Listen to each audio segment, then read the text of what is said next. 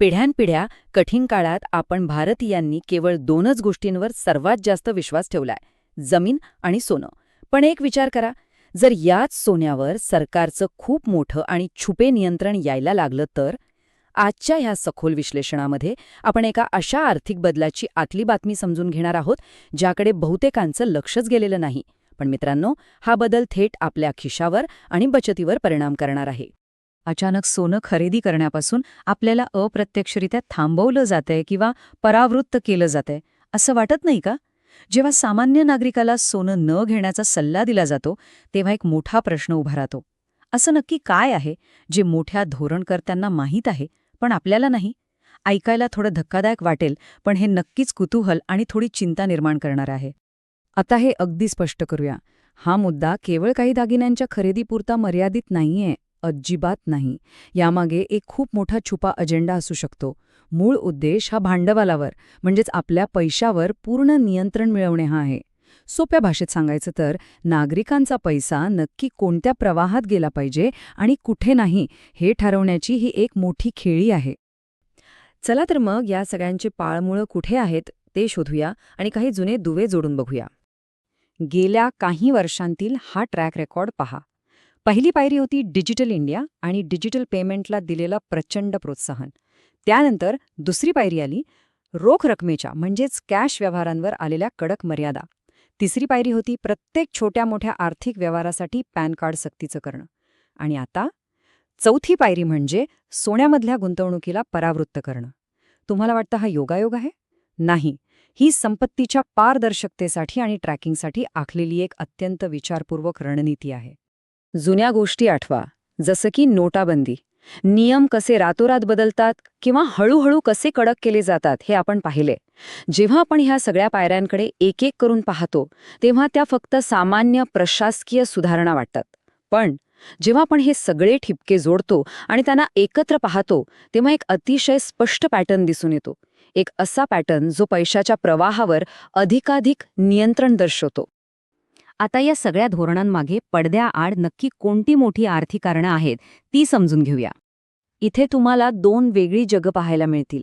एका बाजूला आहे अडकलेली संपत्ती, म्हणजेच सोनं, जमीन आणि घरात लपवून ठेवलेली रोख रक्कम. अर्थव्यवस्थेच्या भाषेत सांगायचं तर हा पैसा निष्क्रिय असतो. दुसऱ्या बाजूला आहे औपचारिक अर्थव्यवस्था, म्हणजे भारतीय व्यवसाय, म्युच्युअल फंड आणि मॅन्युफॅक्चरिंग. प्रशासनाला काय हवंय? त्यांना वाटतं की आपला पैसा असा अडकून न राहता तो थेट डिजिटल आणि औपचारिक अर्थव्यवस्थेत प्रवाहित व्हावा, जेणेकरून तो बाजारात फिरत राहील. पण प्रॉब्लेम कुठे येतो? भारत दरवर्षी प्रचंड प्रमाणात सोनं आयात करतो. याचा अर्थ काय? तर आपले अब्जावधी डॉलर्स थेट देशाबाहेर जातात. यामुळे आपला रुपया कमकुवत होतो आणि अर्थव्यवस्थेवर आयातीचा खूप मोठा दबाव येतो. सर्वात महत्त्वाचं म्हणजे जो पैसा स्थानिक व्यवसाय, बँका किंवा उत्पादनामध्ये गुंतवला जायला हवा होता, तो फक्त सोन्यामध्ये अडकून पडतो. आणि हे फक्त भारतातच घडतंय असं नाहीये. हे एका सायलेंट ग्लोबल क्रायसिसचं चित्र आहे. आज जगात युद्धे आणि जिओपॉलिटिकल तणाव आहेत. ब्रिक्स चलनाची चर्चा सुरू आहे. डॉलरचं वर्चस्व कमी होण्याचे प्रयत्न सुरू आहेत. आणि मंदीची भीती आहे. विशेष म्हणजे जगातील मध्यवर्ती बँक्स स्वतः मोठ्या प्रमाणात सोन्याची साठवणूक करत आहेत. अशा जागतिक अनिश्चिततेच्या काळात प्रत्येक सरकार भांडवलाच्या हालचालींवर असाच कडक कंट्रोल ठेवण्याचा प्रयत्न करतं. धोरणकर्त्यांच्या वर्तुळात खऱ्या चिंतेचं कारण काय असतं माहीत आहे? लोक जेव्हा पैसे खर्च करतात, तेव्हा सरकार कधीच घाबरत नाही. पण जेव्हा नागरिक अचानक पारंपरिक आणि सुरक्षित वाटणाऱ्या संपत्तीकडे वळतात, तेव्हा तो सिस्टीमवरचा विश्वास कमी झाल्याचा संकेत मानला जातो. आणि नेमकी हीच गोष्ट कोणत्याही अर्थव्यवस्थेसाठी धोक्याची घंटा असते. भाग 3. श्रीमंतांना काय माहीत असते? आता बघूया की ह्या सगळ्याचा मध्यम वर्गावर काय परिणाम होतो आणि मोठे गुंतवणूकदार काय करत आहेत. खरं सांगू, जे मोठे श्रीमंत गुंतवणूकदार असतात ते कधीच अधिकृत घोषणांची वाट पाहत नाहीत. हे छुपे बदल त्यांना खूप आधीच समजतात आणि स्मार्ट मनी आपली जागा सुरक्षित करून मोकळा होतो. दुर्दैवाने आपल्यासारख्या मध्यमवर्गीयांना या बदलांची माहिती तेव्हाच मिळते जेव्हा नवीन नियम अधिकृतपणे लागू होतात आणि बातमी सगळीकडे पसरते. आणि इथेच मध्यमवर्गीय माणूस अडकतो. रात्रंदिवस कठोर परिश्रम करून मिळवलेल्या पगारावर कर, साठवलेल्या बचतीवर कर आणि प्रॉपर्टी घेणं तर आता जवळजवळ आवाक्याबाहेर गेलंय. आणि आता उरलं-सुरलं संकटाच्या वेळी सुरक्षित वाटणारं सोनं, तर त्यावरही कडक पाळत ठेवली जातीये. यामुळे सामान्य माणसाची खरेदी शक्ती कमी होते आणि आर्थिक सुरक्षिततेची भावना धोक्यात येते. हे एक अत्यंत वेदनादायी वास्तव आहे. भाग 4. भविष्यातील संभाव्य धक्के आणि अंदाज.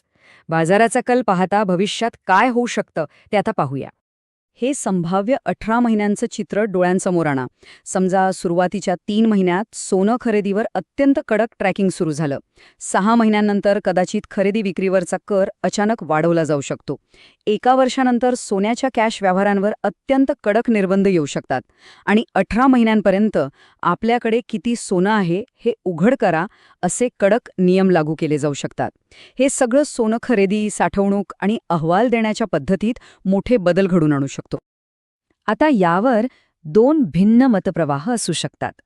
काहींना वाटेल की काळ्या पैशाला आळा घालणारी आणि देशाला प्रगतीकडे नेणारी ही एक आवश्यक आर्थिक सुधारणा आहे. तर काहींना वाटेल की ही नागरिकांच्या वैयक्तिक संपत्तीवरील कडक नियंत्रणाची सुरुवात आहे. आपण इथे कोणतीही बाजू घेणार नाही आहोत. उपलब्ध माहितीच्या आधारे आपण स्वतःच या परिस्थितीचं मूल्यमापन करणं सर्वात योग्य ठरेल.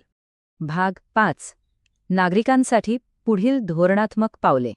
आता सर्वात महत्त्वाचा प्रश्न, आपण काय करायचं?